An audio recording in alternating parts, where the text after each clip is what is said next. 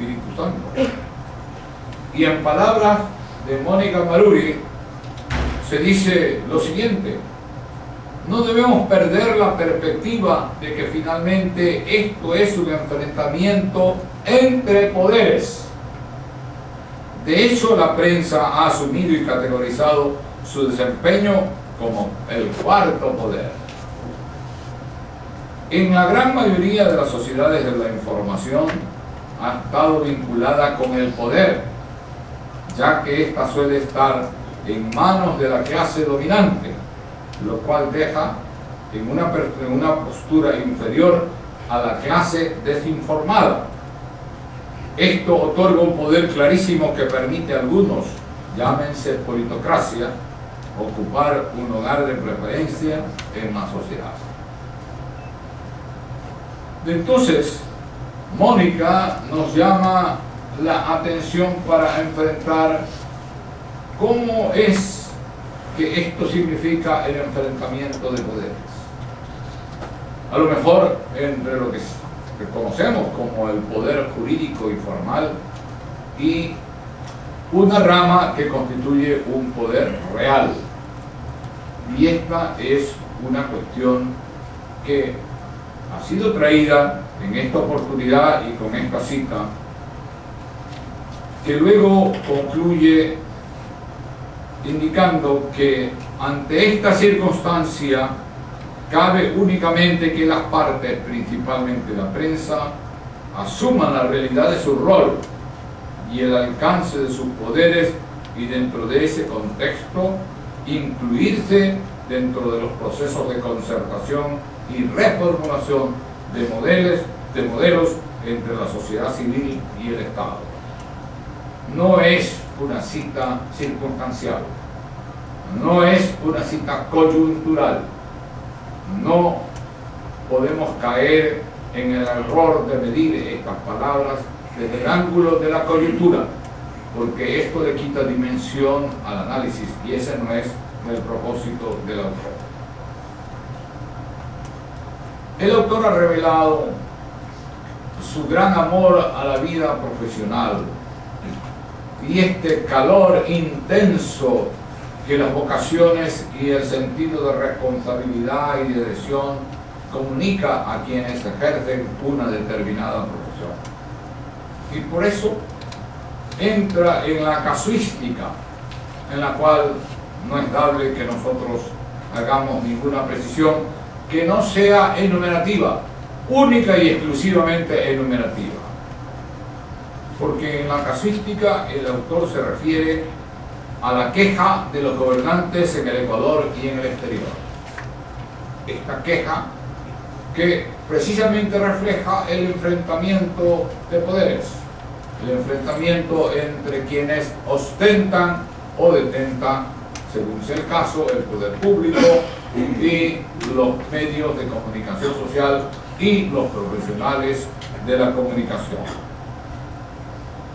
Pero esto nos ubica necesariamente en el análisis del concurso de bienes jurídicos constitucionales y legales.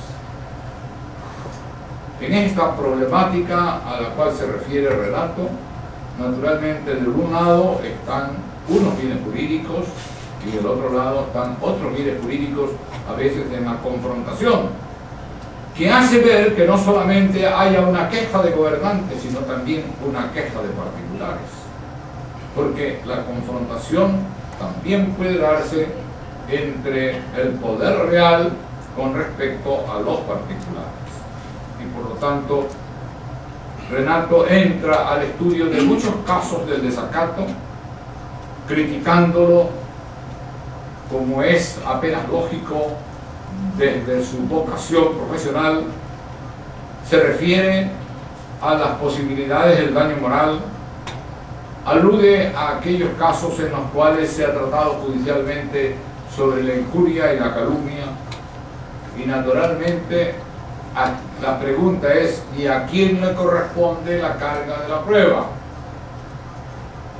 Y por ese lado podrían haber soluciones jurídicas diferentes, pero no podemos olvidar que existe en el medio, dentro del ordenamiento jurídico, la posibilidad de una solución que es la exceptio veritatis.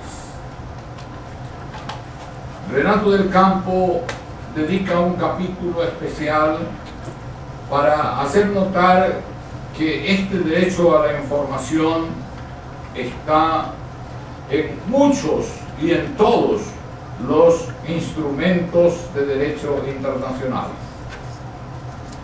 Que antes que pudiera haber a lo mejor detalladas y sofisticadas especificaciones en el derecho nacional, han aparecido en el derecho internacional. Y naturalmente cae en la médula de su trabajo cuando llega al capítulo del derecho constitucional. Y él hace una postulación, enamorado de la temática, de la filosofía de este derecho a ser informado, como una base fundamental para el ejercicio de su propia libertad, plantea la tesis de que este derecho debe ser un derecho absoluto.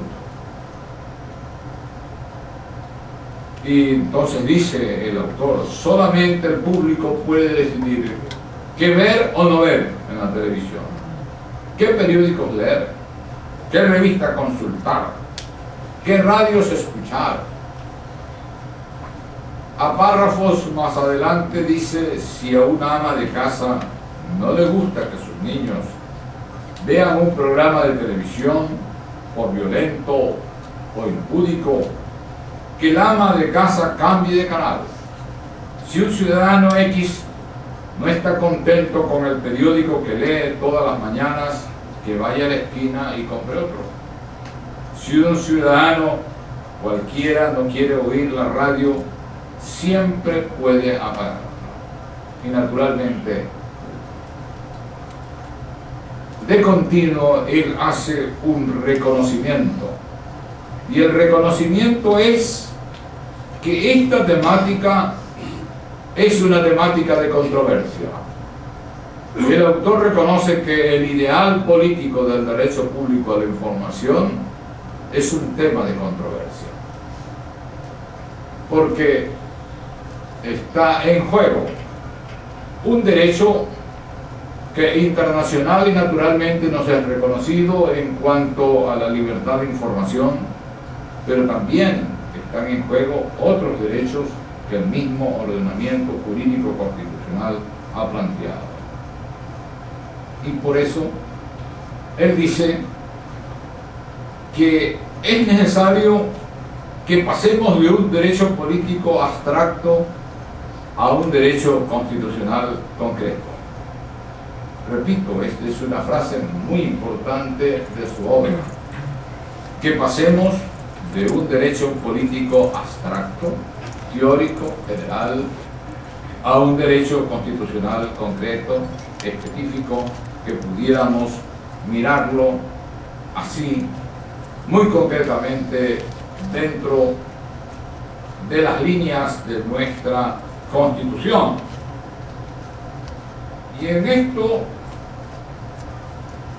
el autor ha indicado que no nos olvidemos lo que dice el artículo 81 de la Constitución de la República, cuando dice que no debe existir reserva respecto de información que reposen en los archivos públicos, excepto de los documentos para lo que tal reserva exigida por razones de defensa nacional y por otras causas expresamente establecidas en la ley. Y como estamos ahora a puertas de una nueva constitución, no de una nueva tradición constitucional, estamos a puertas de un nuevo texto constitucional, sin olvidar seguramente, porque nadie podrá olvidar el hilo constitucional del Ecuador, porque nadie podrá olvidar la vertebración constitucional, porque nadie puede llegar a la irracionalidad ni a creer mesiánicamente que por primera vez